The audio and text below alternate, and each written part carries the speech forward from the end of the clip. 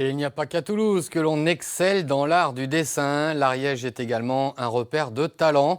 Nouvel exemple ce soir avec SP, dessinateur de la série BD Château Bordeaux, dont le 7e opus vient de sortir. Rencontre avec cet as du crayon, Laurent Winsbach, Pascal Dussol.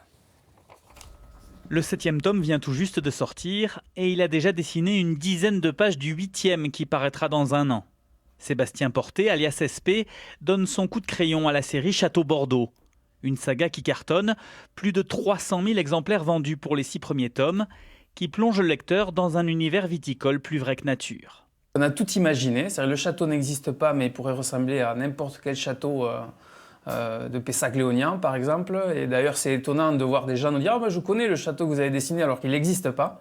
Et l'histoire c'est la même chose, des gens viennent nous dire « moi l'héritage du domaine de mon père s'est fait dans ces conditions-là ». C'est-à-dire qu'il y a eu des soucis, il y a eu des rachats, il y a eu exactement ce qu'on essaie d'expliquer dans la bande dessinée. Donc tout est faux et tout est vrai.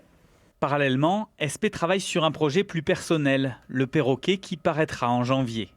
Lui qui a commencé à dessiner sur la table en formica de sa grand-mère, vit désormais de sa passion pour la BD. Déjà 20 albums parus depuis qu'il en a fait son métier, lorsqu'il est venu s'installer en Ariège. Avant j'habitais dans le nord de la France, j'étais designer. Et en descendant, j'ai signé mon premier contrat et j'ai démarré ici, c'était en 2000, 99-2000. Et voilà, et depuis ça ne s'est jamais arrêté, ça continue, il y a de beaux projets qui arrivent, donc c'est top. C'est l'air ariégeois qui fait ça, à tous les coups.